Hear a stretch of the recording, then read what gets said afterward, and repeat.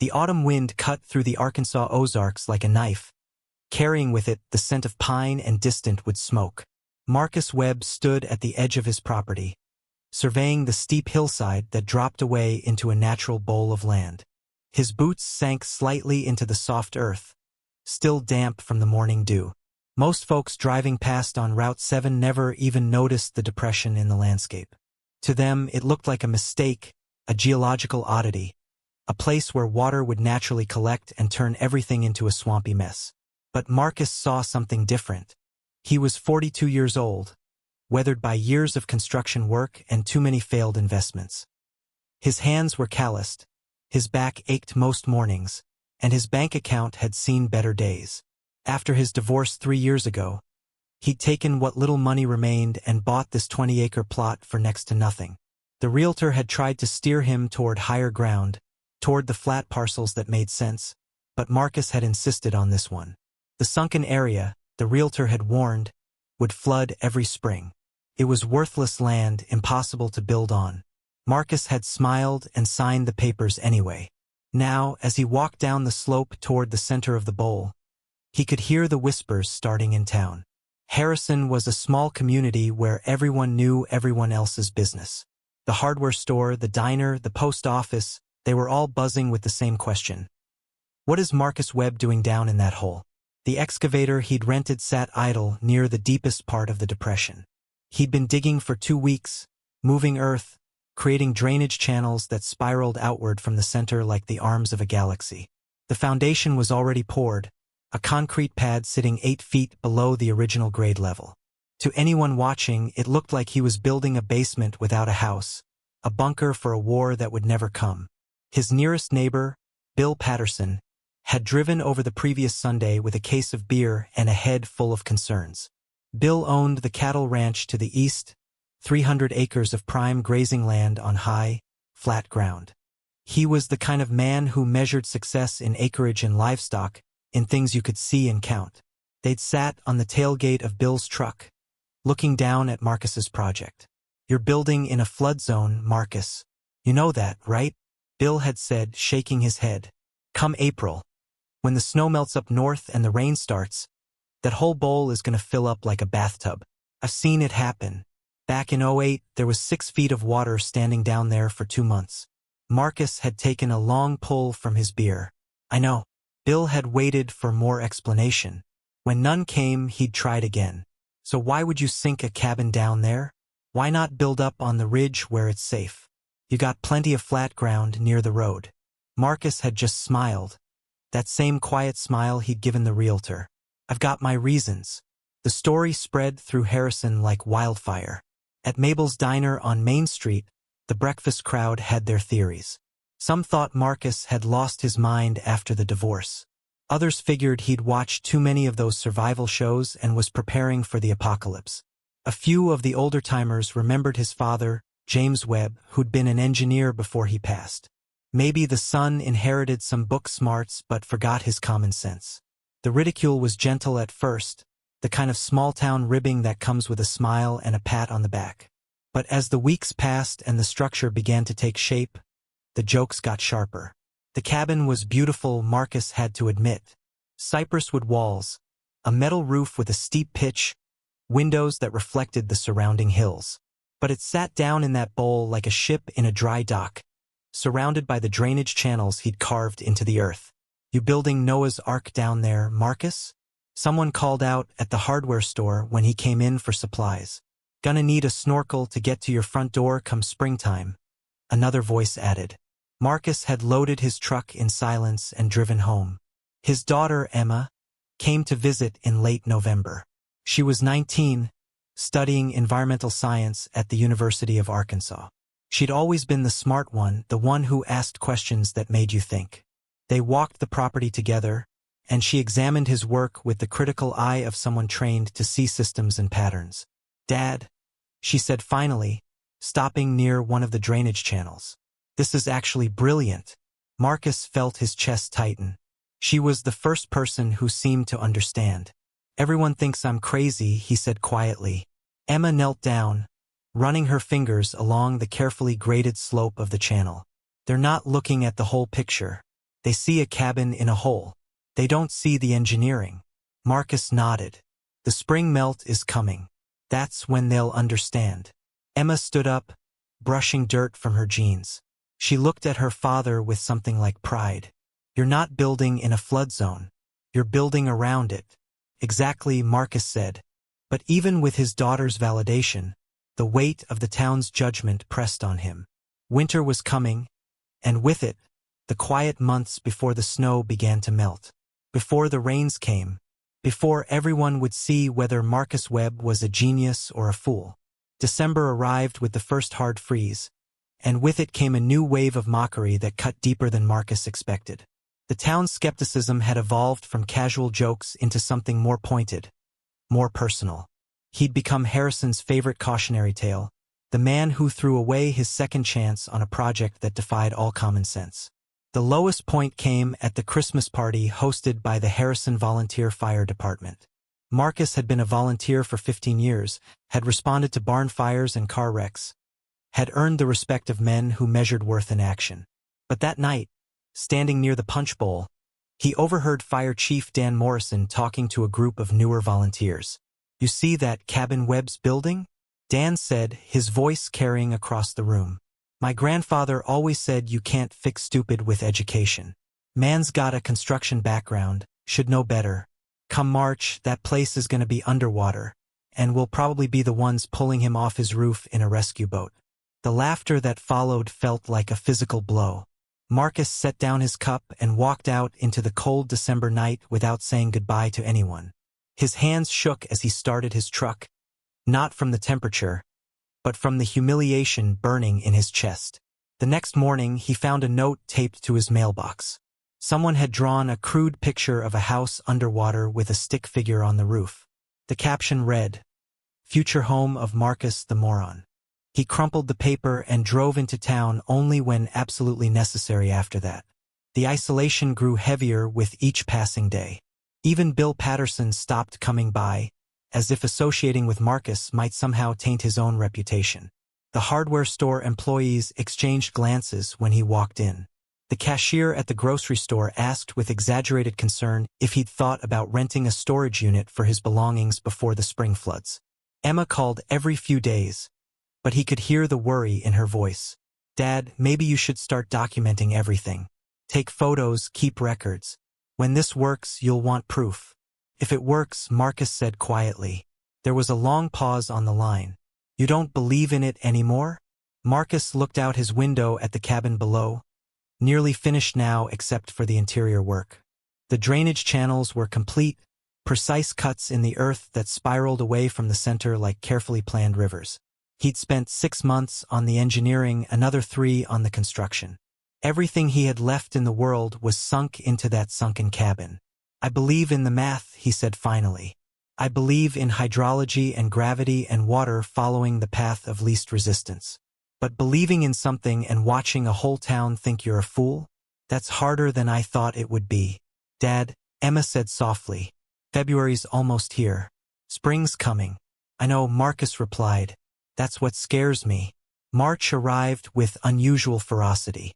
Weather reports across the Midwest painted an alarming picture. Record snowfall in Minnesota and Wisconsin was beginning to melt, and a series of storm systems was pushing up from the Gulf of Mexico. The White River Basin, which fed into the Buffalo National River and dozens of tributaries throughout the Ozarks, was about to receive more water than it had seen in 20 years. By the second week of March, the rain began. Not the gentle spring showers that coaxed flowers from the ground, but relentless downpours that turned roads into rivers and fields into lakes. The local news showed footage of flooding in neighboring counties. Evacuation orders were issued for low-lying areas. Emergency services went on high alert. Bill Patterson drove up to Marcus's property on a Tuesday afternoon, his truck splashing through puddles that had formed along the access road. He found Marcus on the porch of his cabin, dry and calm, watching the water begin to pool in the areas surrounding his property. "Marcus, you need to get out of there," Bill shouted over the rain. "The whole valley's flooding. I got cattle on high ground, but your place, man, you're sitting in a bowl. You got maybe hours before this whole area goes under."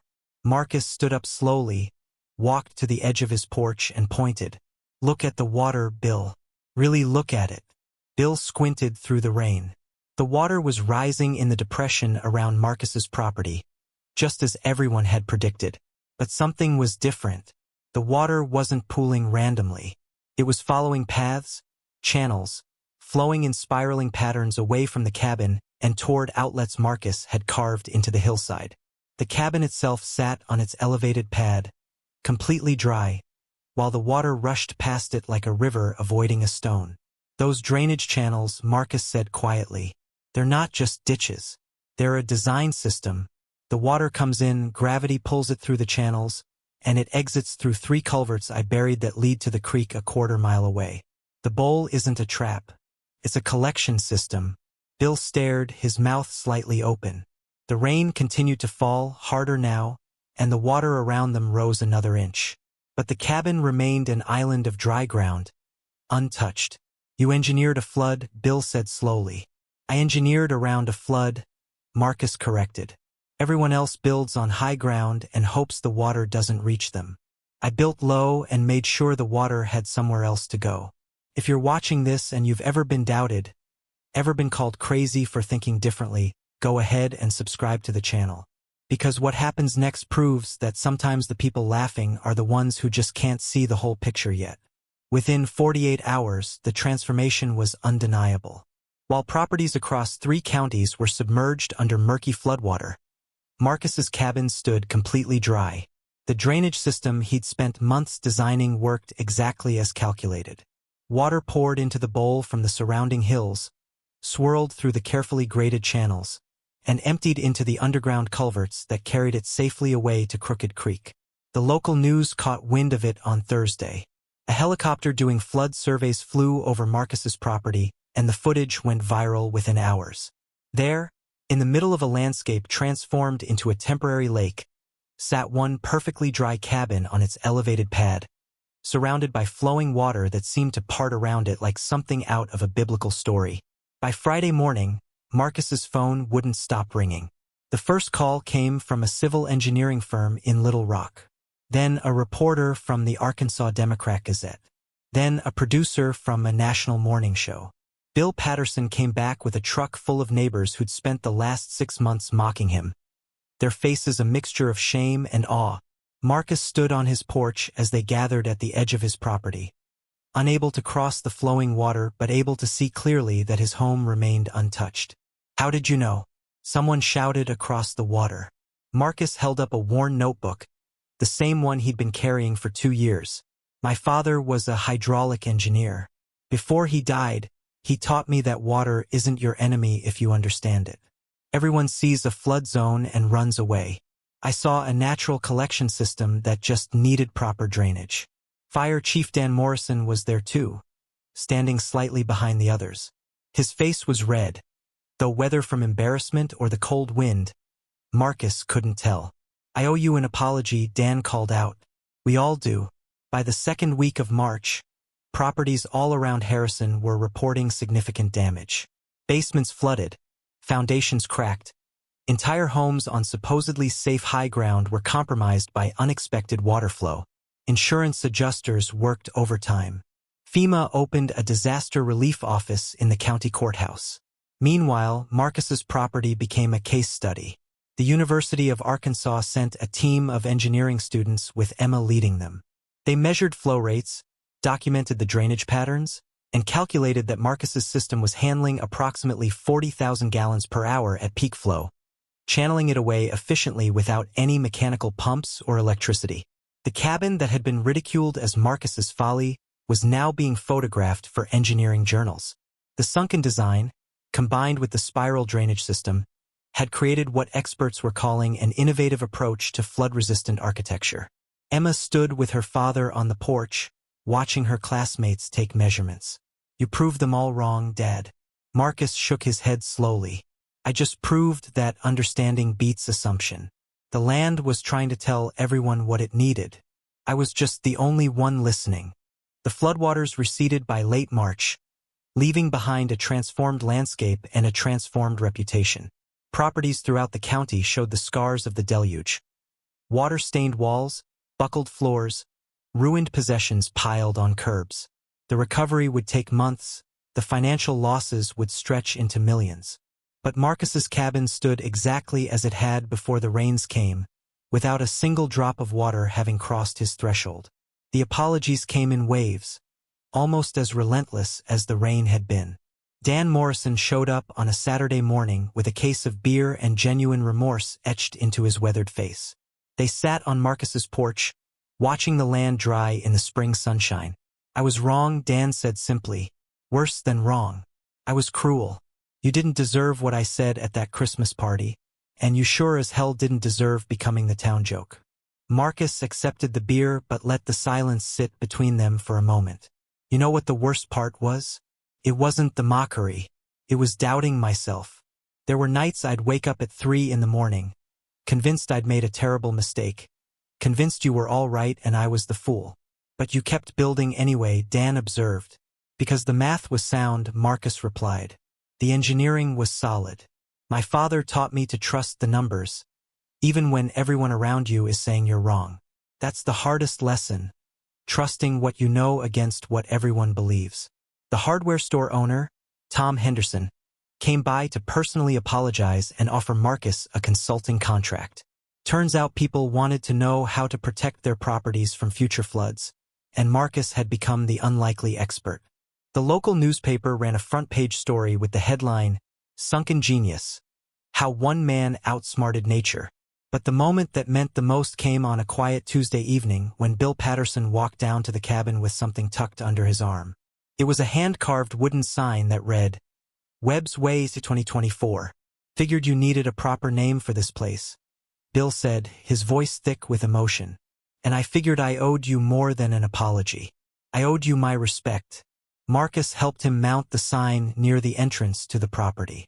As they worked, Bill talked about his own father, about the pressure to follow conventional wisdom, about the fear of being different.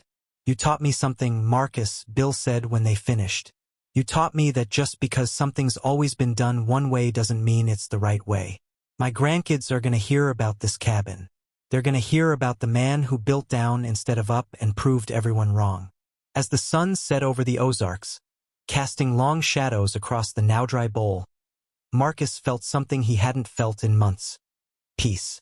Not the peace of vindication, but the deeper peace of knowing he'd stayed true to what he understood, even when the cost was isolation and ridicule. 2 years later, the landscape around Harrison had changed in ways no one could have predicted. Marcus's property had become something of a pilgrimage site for architects, engineers, and homeowners who'd learned the hard way that building on high ground wasn't always the answer. The cabin in the bowl had spawned a minor revolution in flood-resistant design throughout the Ozarks and beyond. Marcus stood on his porch on a crisp October morning, watching a group of architecture students from Memphis taking photographs and measurements. Emma was there too, now working on her master's thesis about adaptive land use. She'd brought her fiancé, a hydrologist she'd met at a conference where Marcus had been the keynote speaker. The property had expanded. Marcus had built 3 more structures using the same principles, creating a small compound that served as both his home and a teaching facility. He ran weekend workshops for builders and homeowners, sharing his father's lessons about working with water instead of against it. The consulting work had restored his financial stability and then some, but more importantly, it had restored something deeper. Bill Patterson's cattle ranch now featured a smaller-scale version of Marcus's drainage system, protecting his low pastures from seasonal flooding. Dan Morrison had commissioned Marcus to redesign the fire station's parking lot after it flooded twice in 1 year. Tom Henderson's hardware store now carried a line of drainage supplies with Marcus's design principles printed on the packaging. The note that had been taped to his mailbox, the cruel drawing of a flooded house, was now framed in his office alongside the newspaper articles and engineering awards. Emma had insisted on keeping it as a reminder that doubt and mockery often precede innovation. Marcus's phone buzzed. It was a message from a development company in Louisiana, asking him to consult on a residential project in a flood-prone area. The offers came weekly now from across the country, from places where climate change and extreme weather had made old building methods obsolete. As the sun climbed higher, Marcus gathered the students on his porch for an impromptu lesson. He told them about the months of ridicule, about the Christmas party, about the nights he doubted himself. He showed them his father's worn notebook, the calculations and principles that had guided him. The hardest part of innovation isn't the engineering, he told them.